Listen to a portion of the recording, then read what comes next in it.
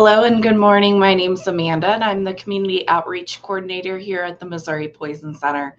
Summer is definitely in full swing. I know it's been very warm here in St. Louis area as well as across the state. So I thought it would be no better time than talk about some of the summer poisons that are out there and things that we should worry about now that our kiddos are home from school and we have a little bit more free time outside. So let's go ahead and get started.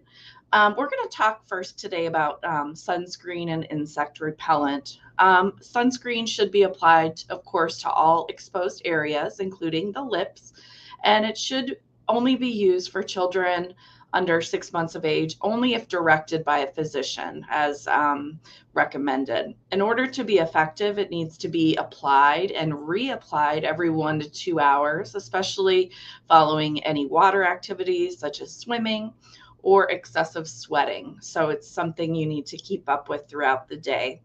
Always check on the expiration date on sunscreens. They're usually only effective for about 3 years, but there is an expiration date on each product. It really doesn't become effective, or it becomes less effective the older the product is.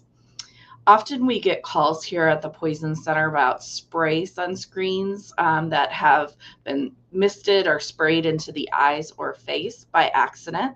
And if that happens, we want, of course, to have the person start rinsing their eyes with lukewarm running water. Then we can notify you of any other first aid if you give us a call. But you do want to start that rinse right away. And sometimes people ingest the sunscreen or get it into their mouth. Usually that just results in a mild upset stomach, if anything, but it can be a little irritating, of course, to the stomach. Moving on to insect repellents, they really should be applied by an adult. Never let a young child apply that directly, and do not spray or use products directly onto the face. It's recommended that you spray it and then kind of spread it onto your face with your hands, avoiding your eyes and mouth, and wash your hands after application. There's a lot of instructions on insect repellent, so it's good to read that label before use. And really, we shouldn't use products with more than 30% DEET if they're used on children, or DEET in babies less than 2 months of age. You want to rather just dress them in clothing that covers their arms and legs. You can use mosquito netting around strollers or other areas for young babies. Also, if you have any open wounds, cuts, or rashes, it can irritate the skin, so do not apply insect repellent over those areas. And it's not meant to be applied indoors, especially those aerosol kinds. So it's better to apply it in an open area, so not to get it in your nose or mouth. And then after use, when you're done, it's best to wash it off with soap and water and launder any clothing that it came in contact with. All right, moving on, we're going to talk about pool chemicals. Pool chemicals come in a variety of different forms. Some are liquids, powders, tablets, or granules. And safety really begins with transportation. After you buy these products at the store, make sure it's the last stop on your errand list so they don't stay in a hot car for any long period of time. And then properly unpack them right away when you get home so they're not left in this dark, hot vehicle. Keep them stored in a cool, dry, well-ventilated area that really is not next to the pool outside, but away from other household products and other garden chemicals. And of course, with any chemicals, we want to keep children and pets away, especially when using or measuring these out, and not walking away from these chemicals when they're out in use. And some of these suggest wearing gloves or masks, especially when mixing. And of course, good ventilation is really important with these type of products.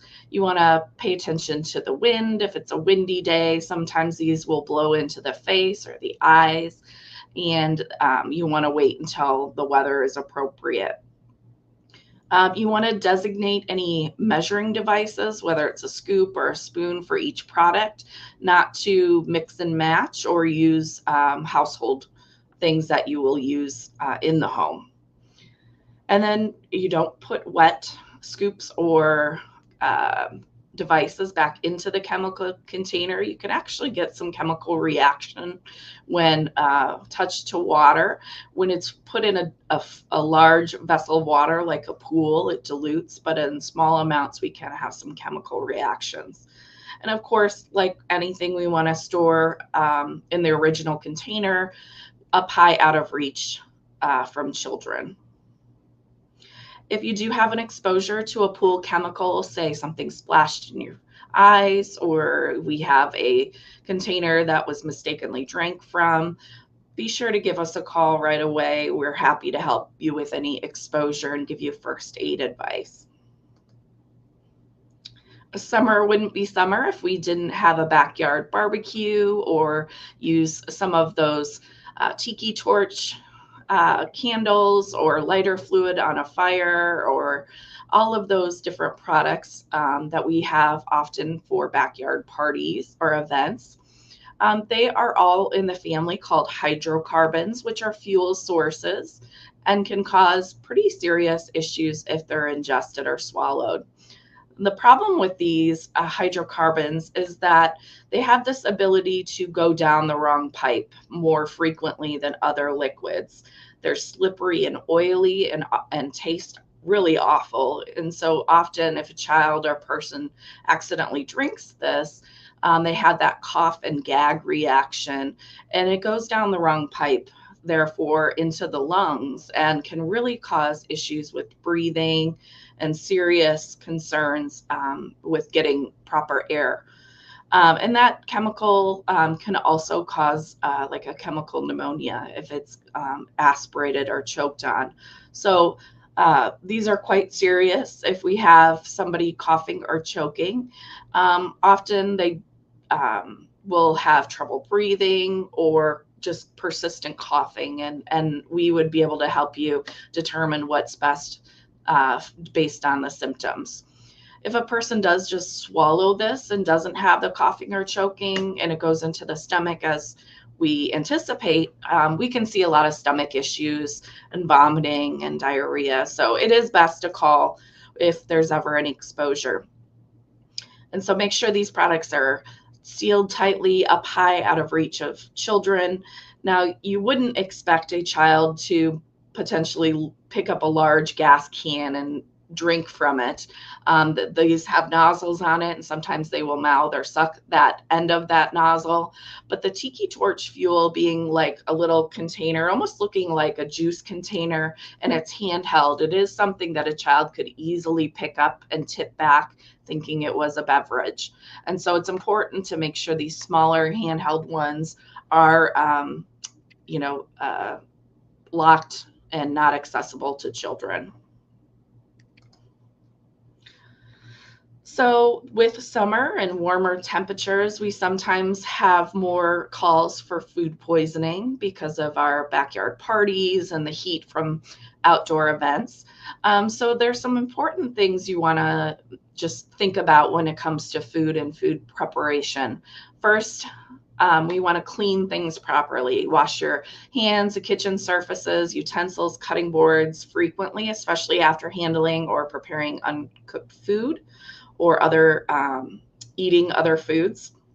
Wash produce such as fruits and vegetables, but it is not recommended to wash eggs, meat, or poultry because that can actually spread harmful bacteria that you will be killing when the product is cooked.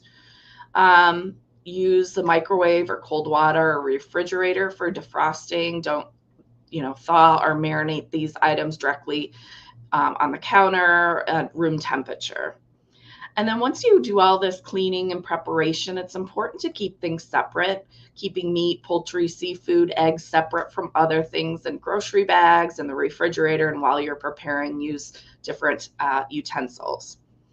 And the next one is cooking properly. The bacteria that causes food poisoning multiplies quickest in the danger zone, which is between 40 and 140 degrees Fahrenheit.